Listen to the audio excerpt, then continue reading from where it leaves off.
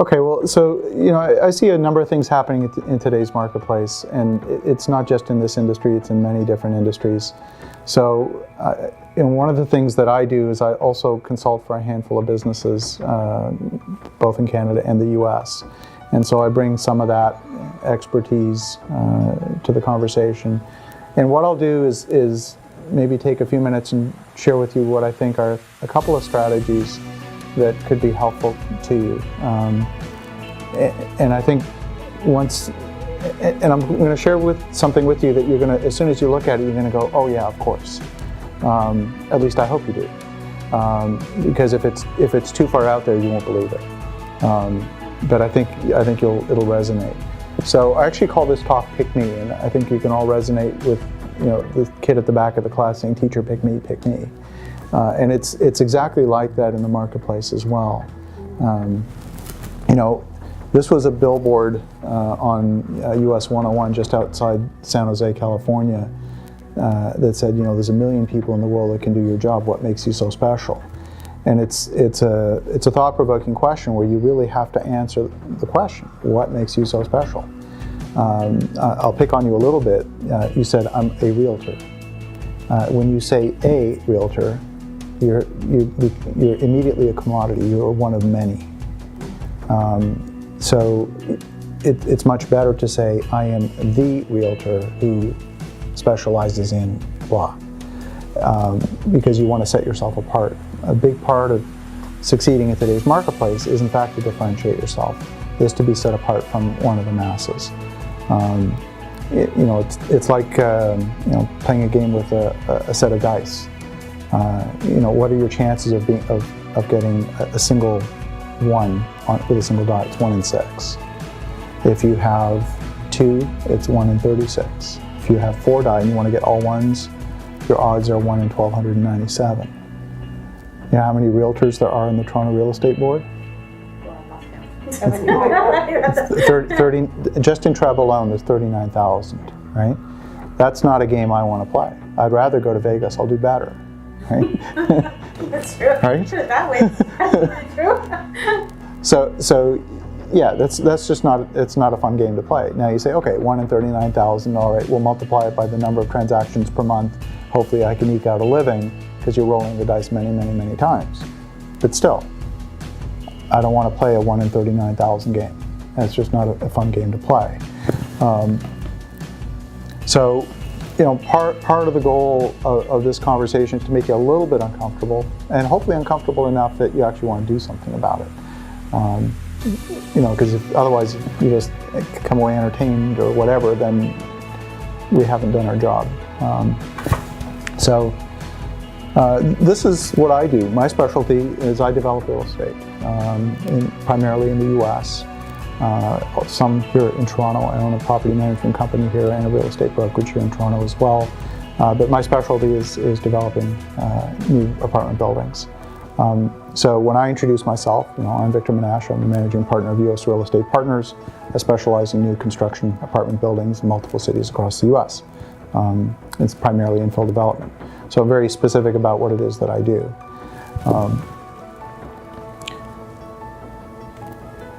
If I told you there was a way where you could take that 1 in 39,000 game and take it down to 1 in 5 or 1 in 3, would that be interesting? So these two guys here, if you do a search for Ontario gas stations for sale, you'll come up with these two guys, and they sell a disproportionately large percentage of all the gas stations in Ontario, like a third. So if you want to buy or sell a gas station, these are your go-to guys. They won't sell you a condo. They're not going to do a lease on an office. They're not going to do any of that stuff. They only do gas stations. But they've specialized in that niche, or niche, depending on whether you're Canadian or American, and that's what they do. So when you multiply by the number of gas stations in Ontario, that's actually quite a lucrative business. They do extremely well. And so there's a clue in that, in how to become known in a particular segment so that you actually dominate that segment. So is it better to be a small fish in a huge ocean or a big fish in a small pond? From a pure market awareness perspective, you're way better off to be a big fish in a small pond. And if you try and be too many things to too many people, then you get lost in the noise. Okay? I'll give you a simple example. Let's say you're planning a vacation and you want to pick a hotel. And there's 2 hotels. They're side by side. One of them is called the Best Beach Hotel. One of them is called Hilton. They're both $77 a night. Which one are you going to pick? Hilton. Most people will pick Hilton. And the reason... Brand and reputation? Well, the actual reason is that you're lazy. That's actually the reason. Right? The other one. Exactly. So at least you have an idea about what the Hilton brand represents, and you don't want to go through the effort to evaluate the Best Beach Hotel, because it may be the Best Beach Hotel. You just don't want to go through the effort to figure that out. So, and you know what? Your customers are doing the same thing to you. Right? So you say, okay, well, I'm not a brand, so maybe I'll try and compete on some other basis. So maybe let's try and compete, let's say, on price. I'll reduce my price. So let's look at that. Let's say now the Best Beach Hotel is $27 a night. Which one are you going to pick? You'll probably still pick the Hilton, won't you? And I would give the Best Beach a little bit more chance because of the price. Right. I would go a little bit more legwork. Okay, some people will, but a lot of people will still pick Hilton, right? So, and guess who's making all the profit in that game? It's still Hilton, right? So, I'm telling you something that you intuitively know, which is brands work, but probably haven't figured out how to say, okay, well, I'm not a brand. How do I transition from being not a brand to a brand so I actually have some brand recognition? So I guess which takes us to the question of, first of all, what actually is a brand? Some people think it's a logo. What do you think it is? I would say a company that's built on reputation. You're very close. That's very, very close. So your brand is what people who don't know you say about you. So you can have your own tagline that says superior customer service, let's say. But let's say you're 10 minutes late for every meeting. Your actual brand is 10 minutes late. It's not what you say it is, it's what other people say about you. That's your brand. Especially in today's world, because whatever you do, 30 nanoseconds later, it's splattered all over the internet. It doesn't matter, it really is. It doesn't matter, what the Better Business Bureau says or any of that other stuff. If someone's going to say something bad about you, there's so many avenues to do that. You get it, okay? Let's talk a little bit about the ladder of brand equity. Now, what percentage of your business would you say is based on referral marketing? Myself? Sure. Because I've only been in business almost 2.5 years, 3 years, and not much. Not much? Okay. Yeah. There's a lot of people that have been in the business many years, and they say, my business is built on 20 years of referral marketing. Okay, I'm sure you've heard that. And my argument is that any system that takes you 20 years to develop is not a very good system. It's one that really doesn't work. But yet there are people that swear by it. So we'll talk a little bit about brand equity. So it is a ladder, and it starts at the very bottom, which is brand awareness. They've either heard of you or they haven't. As you move up from that, you go to something called brand preference. You might go to a restaurant and say, I'd like a Coke. Sorry, we don't have Coke, we only have Pepsi. You say, okay, I'll have a Pepsi. That's brand preference. From there, you go to brand insistence. You say, I'd like a Coke, please. Sorry, we don't have Coke, we only have Pepsi. You say, forget it, I'll have water. It's either Coke or nothing. That's brand insistence. And then brand advocacy is where people who don't work for you will advocate on your behalf. Apple is a great example of a company that has brand advocacy. People will line up for days, they'll tell all their friends about how great their new iPhone is or whatever. They have brand advocacy. In referral marketing, is based on the idea of jumping to that very top level of the brand equity and having other people talk about you who don't work for you. But the problem is you're skipping the intermediate steps. You're hoping to jump to the very top of the ladder without having built the foundation. And so that's part of why it doesn't work, because you can't reach enough people in your lifetime to get a strong enough following without having built the foundation. And that's why referral marketing kind of sort of works. It works enough that people still do it, but really it doesn't work because it doesn't scale. That's my problem. Right? It doesn't scale. Okay? The second part is brand consistency. When you present yourself, are you presenting yourself in a consistent manner? Because anything that creates confusion, anyone in sales knows this, that anytime there's confusion, the confused mind doesn't buy. So you've got to do everything you can to eliminate confusion.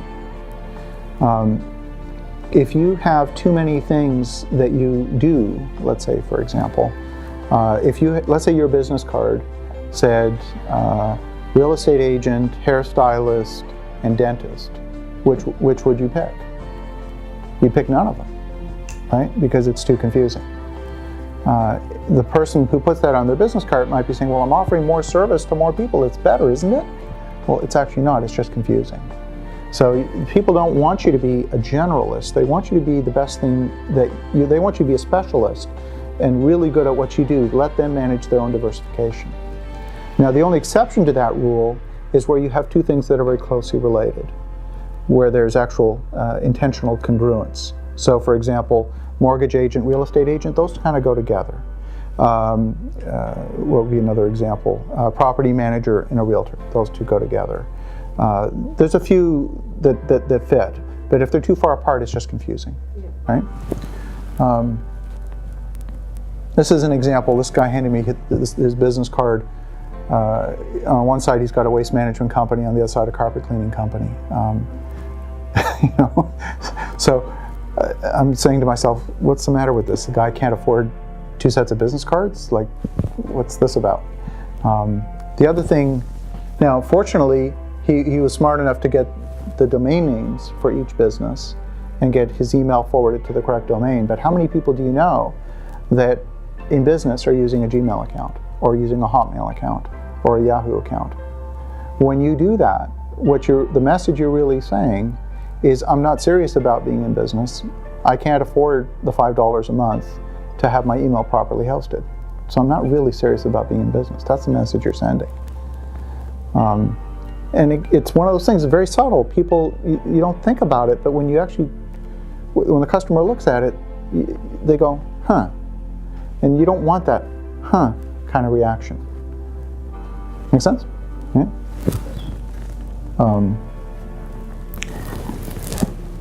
Marketing yourself is this huge list of things you could do. And it doesn't make sense to try and do all of them. And you'll get marketing people trying to advise you to do social media, to do all of these different things simultaneously. And it's often very difficult to measure the effectiveness of every single one of these. One of the things that I believe very strongly is that the science of marketing, there's both an art and a science, but the science of marketing is overwhelmingly numbers-based, especially today. And you, number one, can develop metrics, but also you can measure your competition. And that's the part that's actually the most interesting to me, because there's almost no secrets out on the internet. The data is there. You just need to know how to go look for it and find it. So you can tell what your competition's doing. And you don't need to be the best in the world. You just need to be a bit better in order to win. And if you're interested, I can show you some tools, things that are out there that, again, this is stuff that I just find fun. It's interesting to me because I like growing businesses. What's working today is nobody wants to be sold. And we are bombarded with billions of inputs, advertisements all day long, and we're programmed to filter them out. I'm going to guess there's probably 30 or 40 ads in this room, and none of you have seen any of them. There's a half a dozen just on this table, right? There's the water, there's your coffee cup, there's the Keurig machine behind you, there's the LG on the TV, and on and on and on. We just tune them out because it's too much. And so we don't want to be sold, and especially if someone is thrusting stuff at us, we do this. We just don't want that, right? But what is working today is educational marketing, because that's actually a gift. It's born out of generosity. It's not something that is born out of greed. Now, there's a very important ratio that you need to respect. Yes, we're all in business. We all want to make a profit. That's understood. We get that. But you've got to have the right ratio of giving versus asking. If you ask too soon, you're seen as greedy. If you keep giving, you go bankrupt because you don't make any money.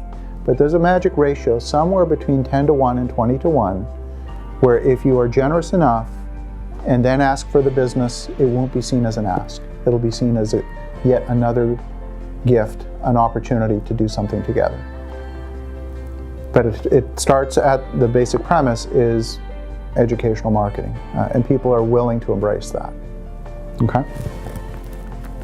So, what are the vehicles that I recommend? Number one, of course, you got to have a website. Now, that doesn't mean you're going to necessarily drive traffic to that website, although for some businesses, that is the thing to do. The very first thing you need is you have to have a very credible website presence. And the purpose of that website is nothing else but simply to validate you. If you get somebody's business card and you look them up online and they don't have a website, you go, huh? You do that. So you expect people to have a web presence. And if they don't have it, or if they have a poor web presence, then that immediately invalidates them. So the principal purpose of your website, just for starting from the basement, from the foundation, build a website that's only purpose is to validate you. So that when they go and check you out online, or maybe their partner goes and checks you out online because they didn't meet you in person, what they see online matches who you are in person. That's essential step number one. Once you've achieved that, you can then go the next step and look at how you can expand and drive traffic and create a following. But at the base level, focus on validation, nothing else. Okay? Otherwise, if you try and do too much, you get wrapped around the axle with complexity, and then you get nowhere. So, always build from the foundation up. Video is extraordinarily effective today. I'll give you an example. My wife runs a clinical family therapy practice in Ottawa, and we started experimenting with some video. At first, she was very poor at it, like she was terrible on camera. Now she's routinely on CTV on the morning show. She is amazing on camera. She's a very frequent guest. But the first couple of YouTube videos that she did were really bad. I mean, they just were really bad. Okay.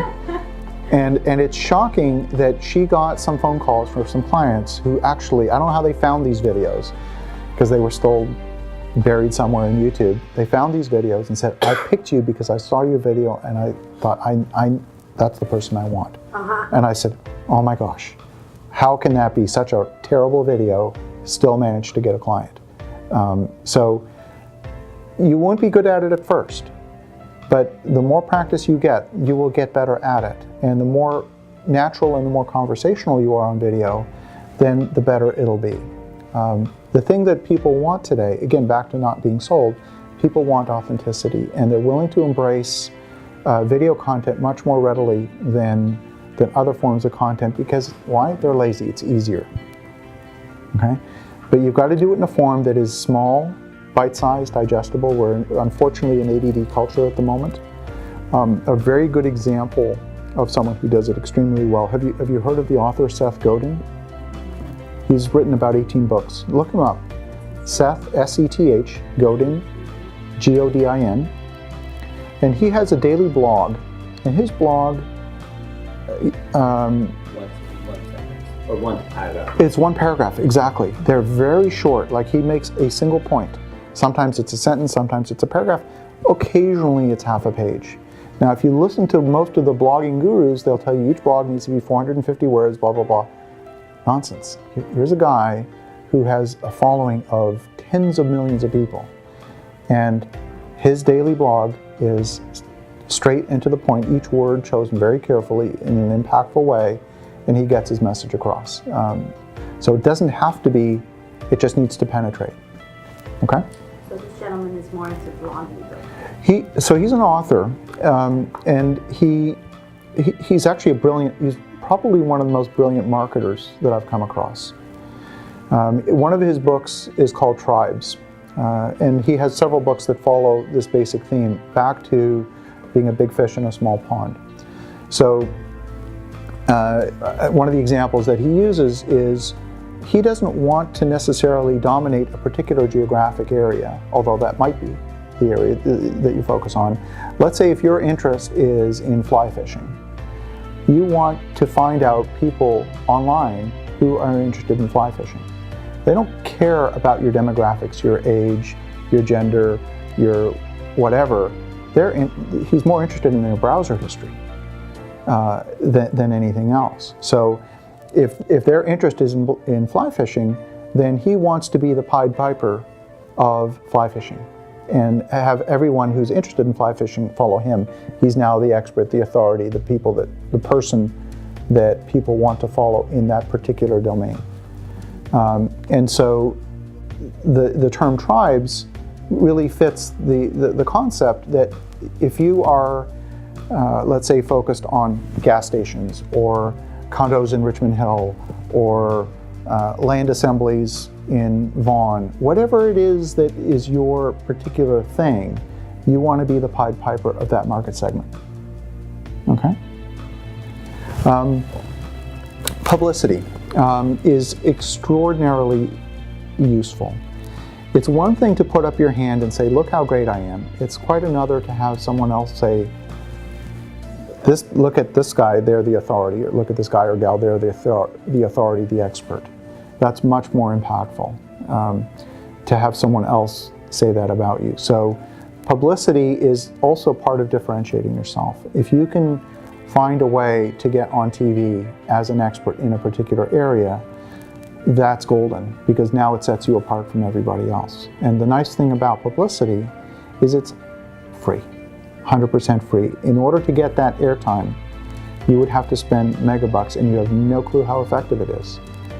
So publicity, whether it's in print, whether it is on television, radio, all of these different formats can help get you credibility and set you apart.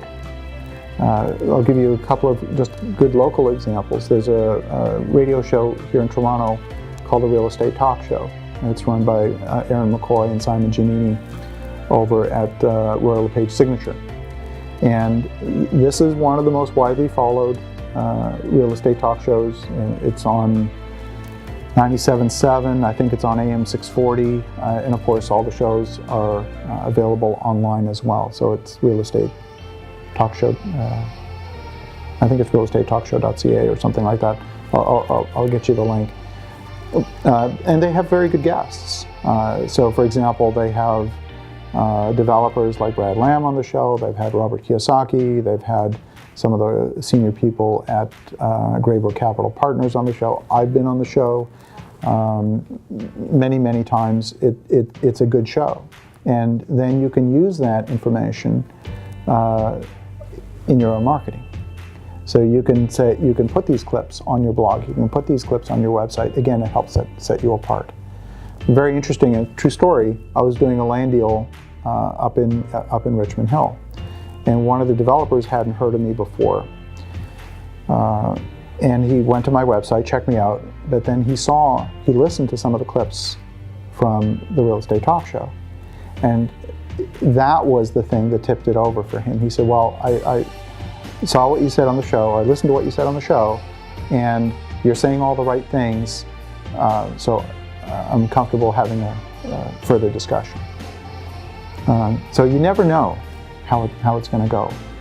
Without that, on that particular deal, I was telling you at breakfast, I made $500,000 on that deal. Can I credit that 10-minute radio segment for that $500,000? Not directly, but indirectly, yeah. Without that, would I have had the opportunity? Would that opportunity have died if I hadn't had that? It's not obvious, right? So setting yourself apart, positioning yourself is absolutely critical. Another way you can do that is with what's called event marketing. So one of the things that I do is I actually put on pretty decent events. And I invite notable speakers that have a very strong brand. So you can gain credibility by association. So for example, on September, I did an event with George back in April in Ottawa, but on September the 16th, George Ross, who's Donald Trump's attorney and right-hand man, you might have seen him on The Apprentice and The Celebrity Apprentice. He and I are doing a mastermind together in New York City. And it's going to be a very small, very exclusive event. It's going to be expensive to attend, all of that kind of stuff. But if I'm hanging out with George, that kind of sets me apart from everybody else. I did an event in Ottawa back in April. We had about 350 people attend. And I set up a lunch with George. And I offered it out just to a handful of folks. I said, lunch with George, $200, downtown next to the Chateau Laurier.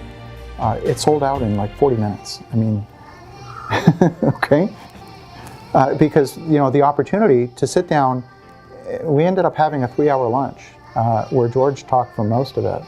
And it was pretty magical because, you know, he has unbelievable stories and not only stories, but insight from those stories. So the learning is tremendous to be able to get that in a very intimate setting. And the 350-person event was pretty magical as well. So here I am, I'm up on stage with George for the entire time. Again, that sets me apart from everybody else in the room. So event-based marketing can be extremely powerful, and it doesn't have to be you know, someone of that caliber. There are many, many folks that have credibility that can help lift you up as well. You know, sports figures can be very useful. And I don't mean that in a utilitarian sense, but the sports analogies often work. There's some very good people here in Toronto that really can help get your message across by seed planting. I'm thinking of folks like Mark McCoy, men's 110 meter hurdles gold medalist. Guys like Pinball Clemens, who used to play for the Toronto Argonauts. There's Daryl Sittler. There's lots of sports figures that, if you create events around them, can help expand your message. And so it doesn't have to be necessarily very costly. Many of them will come and speak for free. So again, you can do things to create a magnet. Okay? Next thing is search consistency. So if a confused mind doesn't buy, a confused Google doesn't rank. I'll give you a very simple example. Let's say you have your business on the internet, you've got a website, and you are showing up in a couple of different directory listings. Google is very literal in how it does things, meaning character by character, it has to match. If your address is portrayed one way on your website and a different way on one of these directories, it may consider those to be different addresses and say, oh, huh? There's something funny about this. Or if your office is, let's say, in one of these virtual offices, like a Regis Center or something like that, or a UPS store, Google has indexed every single Regis Center and UPS store and Kinko's in the country. And they know that if your address matches that, they say, well, okay, this guy's got a P.O. box. They're going to push you to the bottom because they know you're not, they don't know, they're going to believe you're not a legitimate business. So there are things like that you need to, if you don't necessarily need to understand it yourself, but you need to engage people who do understand it to make sure that you've got that search consistency. Some of that falls into the category of what's called search engine optimization, but some of it just falls into the category of making sure that things are consistent so that Google doesn't get confused. Okay?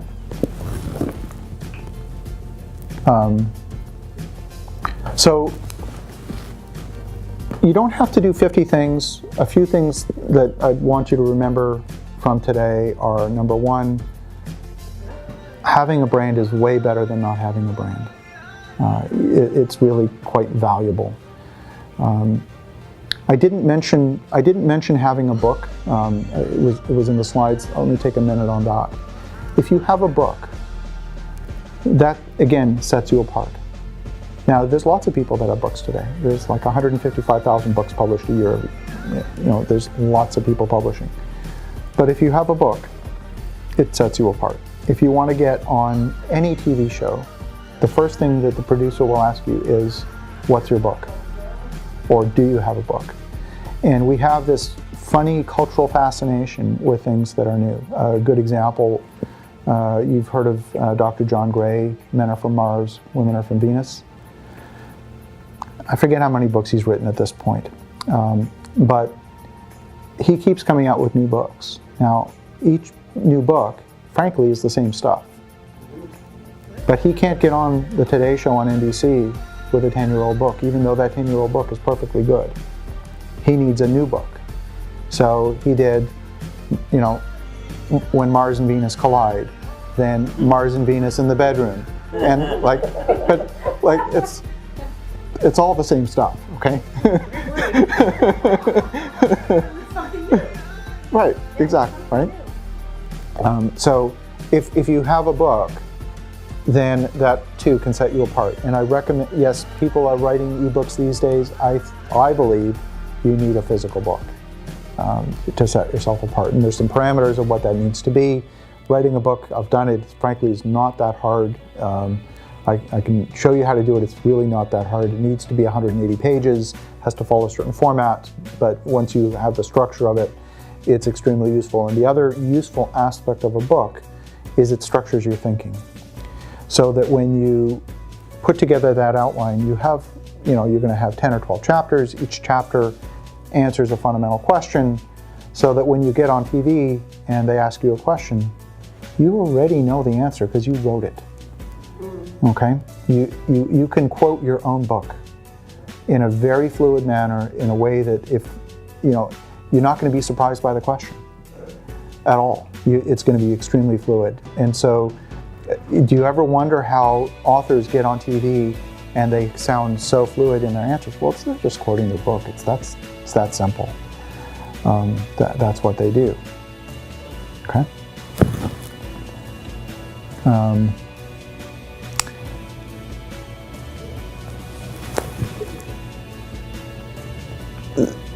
I know we've covered a lot of things here. The key, business is a team sport, and so, at least in my definition of the word, to me, a real business is one where you can step away for a week or a month and be on the beach if you want, and the revenue still continues to flow in. If you don't have that, then you have a job. But there are many things you can do that can create, in fact, residual income if you structure things correctly.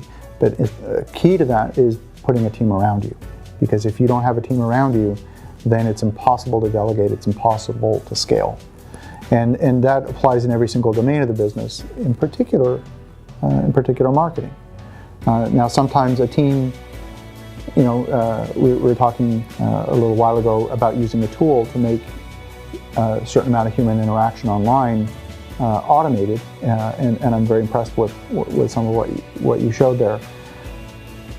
At the end of the day, that's all part of your team, is having those systems in place, whether they're automated, whether there's a people component to that team, an online component, an offline component, so that you can keep the art of business moving forward, even when you're not necessarily physically or mentally engaged in that particular task at that moment in time. Okay? So this is kind of number one area. Number two area, we talked a little bit about earlier. Obviously, everybody's being squeezed, especially in the real estate market. So how do you expand when you're facing this headwind? You try and get more deals done, okay, but there's opportunities also. One of my rules of business is to look where there's a flow of money. Think of it like a river. And wherever there's that flow of money, you want to be able to insert yourself in that pathway in such a way that some percentage of it falls in your pocket. It's a very simple rule of business. So you just got to look for that money flow. And one place where that money flow exists that's in very close proximity to what you're doing is in the mortgage business. So you can do deals on the real estate side, but the next thing you know that's going to happen is that person's probably going to go seek financing. So how can you participate in that in a way that's not a conflict of interest with your real estate license? So, okay, you might be a buyer agent on a particular property. You can't then go and write the mortgage for that person. That's a conflict. But you could say, well, I know you're going to go look for financing, so why don't I refer you to someone who's going to put together the financing for you? Yes, I'll get a commission from them, just so you know that, full disclosure, because you're required to disclose that. But they're a good person, and I'll leave you in good hands. And you know what? You get now a revenue stream from that referral source. And you know what? Frankly, it's free money. It's something that you were probably going to do anyway, you just couldn't get compensated for it. So why not take that extra step and give yourself that extra revenue stream that, like I said, it's there. It's kind of free for the taking. That's a very natural thing to do, and it has that congruence. Now, the other benefit that comes from that is you now have an extra tool in your toolkit that you can offer people, just like you've discovered. You may meet people and not necessarily be in a position to sell them a property or list their property, but you might be in a position to help them with some other way. It could be with a refinance. It could be with taking some of the monies that are in their RSP and they haven't figured out what to do with it because they believe that they can't invest their RSP monies in real estate. You can show them how to do it by connecting them with the right people that have the right systems in place to do it. So there's other avenues, other opportunities that open up when you have that. And the thing that's interesting about the mortgage agent license is it's one of the easiest licenses to get. It's not a very expensive license to maintain on an annual basis, and it's a natural complement. So we're starting to see a growing trend of realtors looking at this addition to their portfolio as a way of augmenting their income. You're experiencing pressure over here, falling commissions. How can I expand over here, maybe to help compensate for that, get an extra revenue stream? Again, without necessarily having to do a ton of heavy lifting. It just seems like a very natural fit. What else? Why don't I stop there and just kind of open it to questions? You obviously know Ben and the team here at Moneygate. They're great people. One of the things that we do here is we also are looking to expand Moneygate, both the mortgage investment company and on the brokerage side. And quite frankly, it's not a huge secret, have an army of mortgage agents providing referrals to the company. Again, if that can be win-win, then absolutely that's the way to go. Now you're saying to work. Are you saying to work side by side with someone, or is it best for an agent to actually become a mortgage agent as well, a realtor? I think you can do it either way. If you're working side by side with someone, then they're getting the brokerage commission, not you. If you carry both, you can't get the referral fee on the mortgage side. You can only get the referral fee on the real estate side. Yeah. The other thing I want to add, Franklin, as Victor mentioned, when you present yourself, when you can show that you have authority.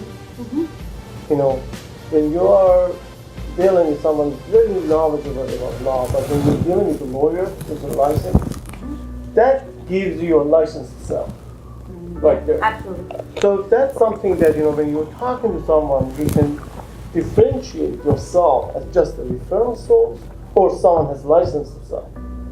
Can I just share something for me? And when we were doing this event a month ago, there was a mortgage agent here who's also a real estate agent. I apologize, I didn't catch his name. Matthew. Ever since he became a mortgage agent, he said his line of questions completely changed.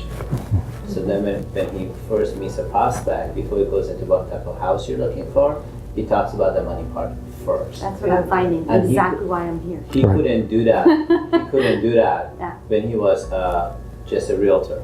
Yeah. And he goes, I'm such a strategic part of my client's life because I'm a mortgage agent as well as a real estate agent, versus if I had to do the handoff, now that person is meeting so many other people and the probability of them calling me is a lot higher, the probability of them referring me is a lot more higher because I'm so much more integrated. Because you have a lot of control. And finances, money is very different.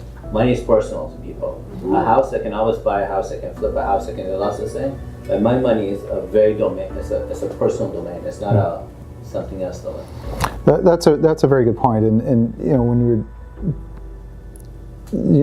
one of my definitions of a client, when someone is your client, you are their trusted advisor.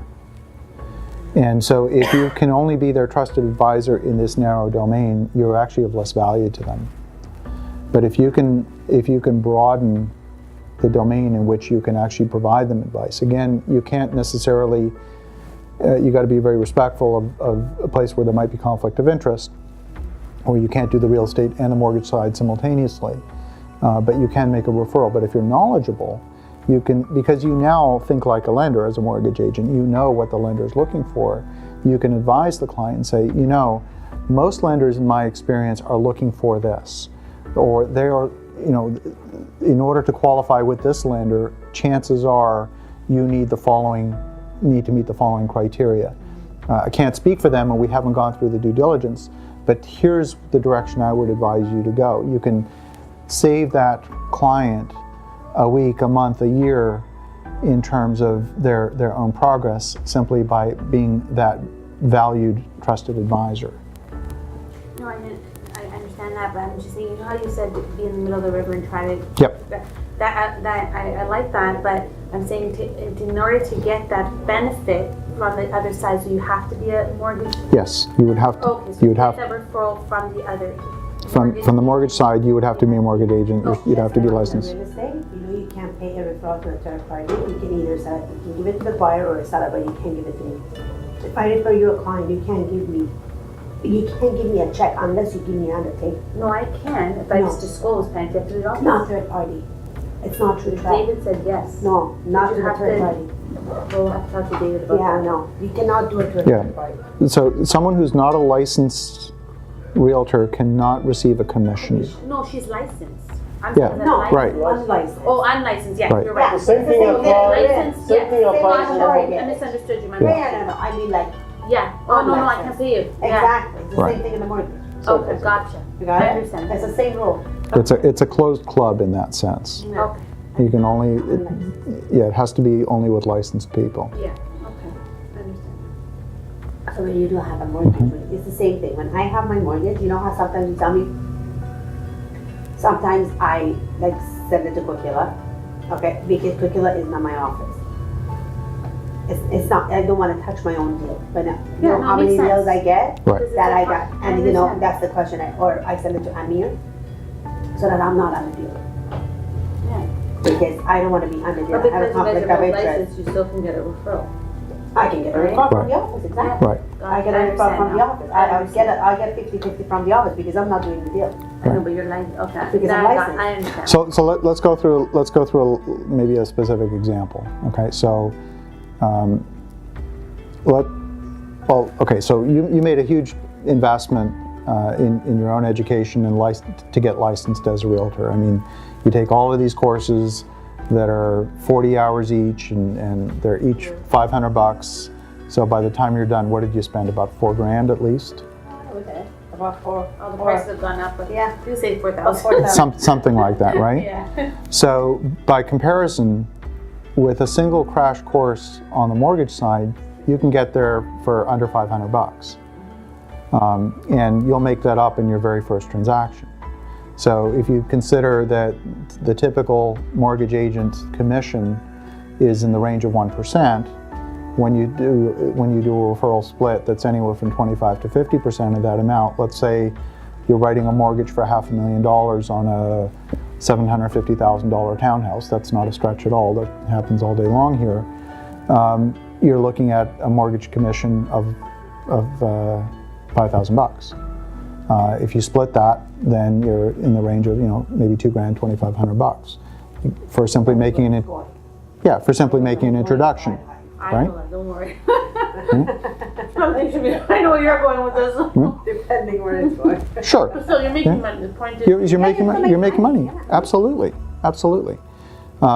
So it's one of those things that if you're the listing agent on a condo, many listing agents are accepting listings today at 1%. So if you can have this other revenue stream augment what you're doing, and frankly it's less work because you're simply making an introduction, it just seems like a no-brainer to me. Obviously, there's always details. You got to make sure that you never put yourself in a conflict of interest situation, but you encounter this every day in your life as a realtor. Do I double end a deal or not? All those types of things. So that's not news to you. You know how to navigate that. The other advantage I can speak for myself is, I've done many different businesses. At the end, I chose to be in money business. Regardless, I've seen that time and good time. In both situations, everybody needed money, even at that time. Mm-hmm.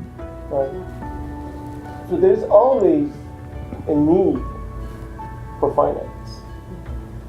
Right? So that's something, even if the real estate business is done, which happened in 2008, 2009, but the mortgage business and financing business never stopped. People needed money to buy real deals, and they had to cash out the equity, and there's always opportunity that you can, In Toronto in particular, there are many micro markets that are not necessarily the ones you think they are. So for example, we've got 75,000, 80,000 newcomers to Toronto every year. That's a segment that you could target. You could target strictly newcomers. There are folks in Toronto today that do that. Some of it falls into the category of ethnic marketing. Maybe someone is from the Korean community and they only service people coming from Korea. Maybe there's people like that in the Chinese community, in the East Indian community, and so on. So there's an ethnic marketing component in some of these micro markets. But there are many ways you can segment the market to specialize in a particular segment. Someone who's new, who's looking for financing, always is running into, well, I don't have my 2 years of credit history, blah, blah, blah, I don't have 2 years of tax returns, all the things that the lenders are looking for. So, okay, some of the banks have started to create newcomer programs, and some of those work, but they don't fit for everybody. So how do you specialize? How do you become knowledgeable enough that you can look at some of these problems and solve them for people in ways that your other average realtor cannot? Again, part of differentiating yourself.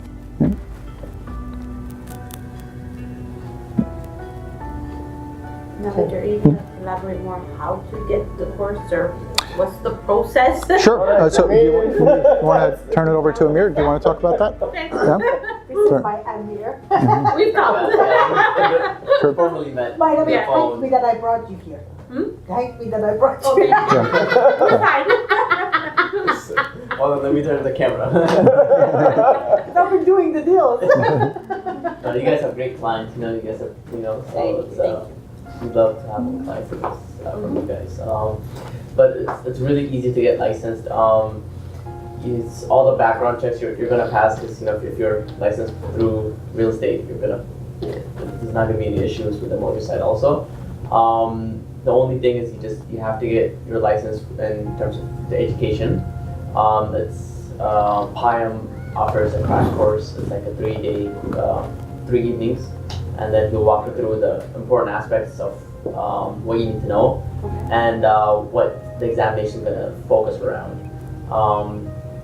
But that's pretty much it. There's some fees involved. So the physical license It's for 2 years. Just renewed this year March, so you're gonna be okay till 2018. And it's prorated. Yeah, so it's So if prorated. you do it now, they count copy. Oh, okay. She's good at that. I'm sorry. I love Franca. So yes, I'm sorry, the fiscal license is, well, obviously being in the middle of the year, it's prorated, but for Yes. 2 years, how much are you looking for? It's $800, Okay. and that's pretty much it. And then there's an E&O, that's per year. We're gonna renew that in July for everyone. What's E&O? It's Errors. errors and omissions. Sorry. Insurance. Yeah, so Okay. it's insurance. Oh, It's, it's insurance. by law, every agent needs to have it, Mhm. and it protects you from all sorts of liabilities. And how much is that? That one is, I believe, I know it's gonna increase this year. Okay.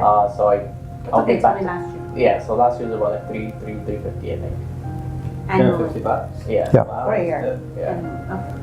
But I think this year it's gonna significantly increase because this is the industry standards. It's we're growing also, right? And then that's pretty much it. We have a desk fee. So the desk fee is about I think $60, and that covers any you want to come here, have a meeting with your clients. It helps us facilitate the water, small things, coffee. You can use the boardrooms. You can use printing. If you want to use the seminar halls, those are available. If you want to hold, if you want to have like a real estate or a mortgage event for your like first-time home buyers event. If you want to have an event that fits that. That's pretty much it, I believe. Now, where is your exam written? What governing body is it then? So it's fiscal. So it's the. Oh, that's, okay. So that's our governing body, Okay. and that's the Financial Services Commission, Ontario. And the course that you can take the educational course from is there's many different organizations, but we recommend REMIC. Remic? REMIC, yeah, R- I believe so. REMIC. Okay. I know if you to register for that course, there's a fee. Okay. It's $375. 375 plus tax. Yeah, and they do offer, I think it's a free examination, and they offer the exam I think every Friday or every other Friday. So really, I mean, you can get this if you study this weekend and then next week you could write the next week. If you go to the class, it's a 1 week class. You go to the Monday and the Thursday, Friday is the exam, Yeah, and everybody passes. yeah, and it's really So that's it's, something that's offered through Remic, through but then REMIC. Pion's doing, If you want a crash course, if you don't want to do that, and then if Okay. you want an individualized, okay, focus just for you. okay. Some people prefer that. Honestly, it's not that hard. It's a really, you already know. A lot of it is just ethics and very basic things because the course is structured for individuals who don't know anything about mortgages or real estate, Okay. right? So at least you're knowledgeable about the real estate, and you'll be surprised how many of the characteristics overlap, right? So the themes they overlap. So it's PIOM course is more on hand. yeah. Remic course is more general. Because the book is It's more about general. Remic, Remic, the one that you go to the class with Remic, not the Okay. book. The book you have to sign with Remic. But they have a 1 week class. The 1 week class that they have is more of a general, but PIOM is more of a specific hands-on as you're doing a deal. because the book is about like 500 pages. Yeah. It's like, Oh, Lord. Okay. yeah, and a lot of it you don't really need We'll to. break it down. Yeah, that's pretty much it. So, let me get this straight. So once you do your course and you pass, and you get all these things, then you have to sign up with a broker, just like a realtor. And that would be the $60. Gotcha. That would be the $60 a month. The rest is your license fee, just like a real estate. You have a fair truck. Of course, that we have, exactly. And then your first deal pays all of it back. That's all the fees associated. You're not gonna pay yourself by that? Yeah, it's a great tool. It's a great tool, and you know what? It's for a lot of our agents, who are real estate agents. We try to get back to them like a pre-approval. Usually, they send me an application, a criteria for a client. I'll look at it the same You see day. yesterday what the application was doing? I know what you're saying.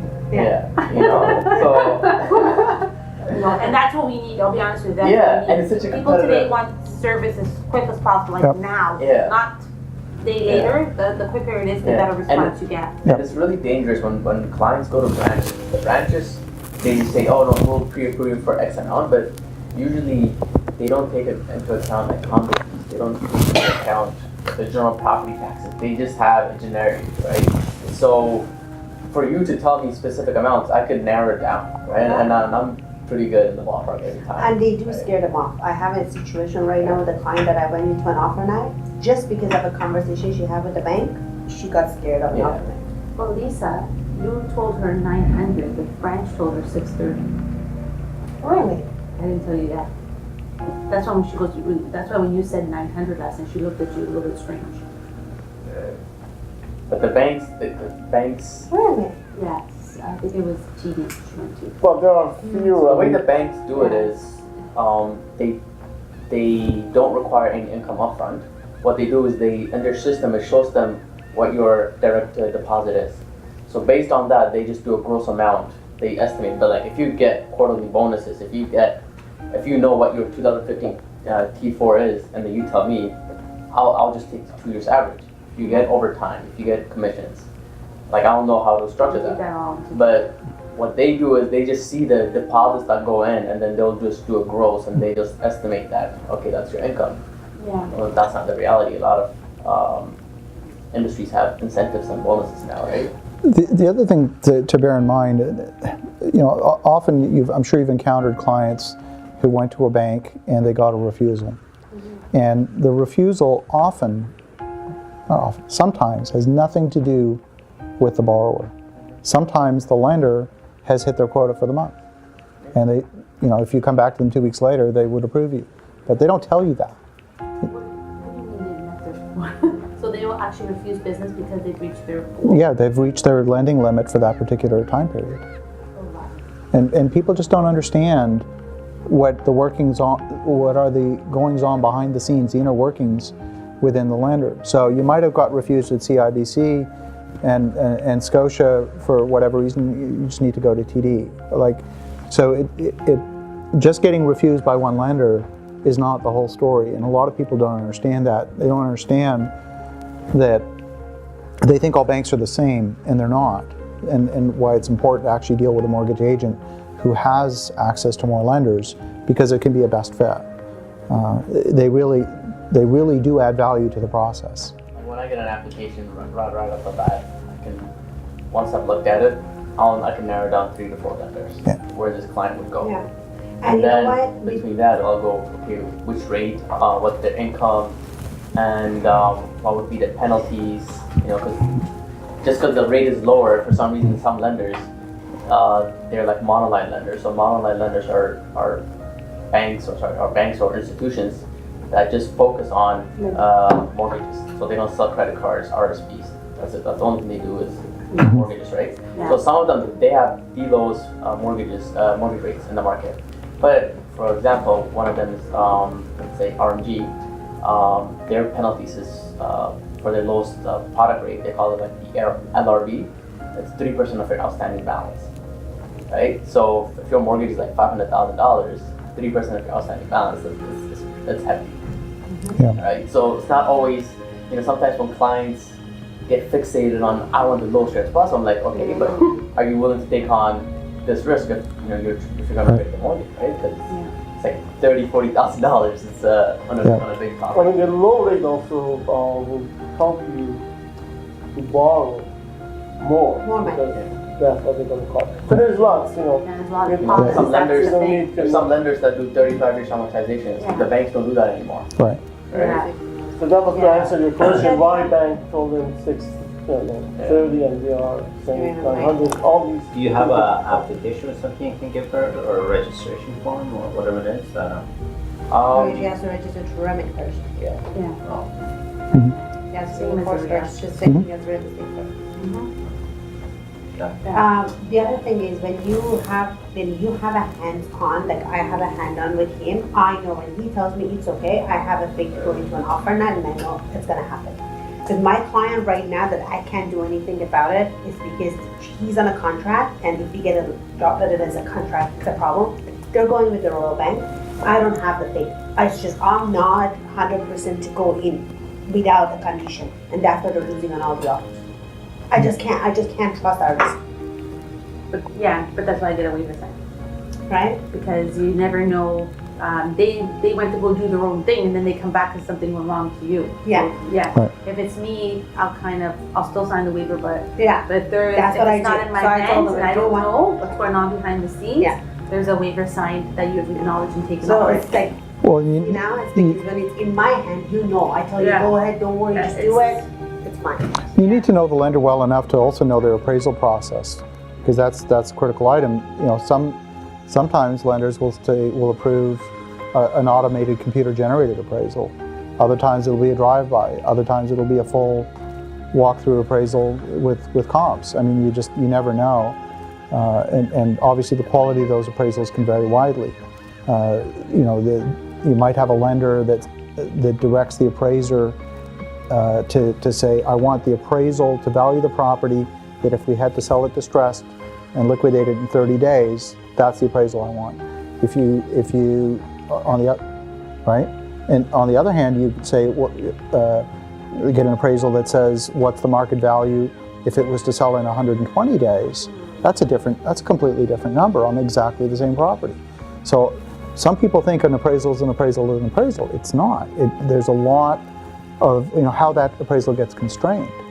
Professional appraisers have 3 numbers they have to look at. They have to look at replacement cost, market comps, and if it's an income property, income multiples. And they have to apply judgment to which of those 3 is going to pertain. It could be a situation where the closest comp is 3 kilometers away, in which case it's not a real comp. You have to rely on some other factor. So there's more of an art to a science, and you have to know the specifics of the people involved to know whether you're going to get the deal done.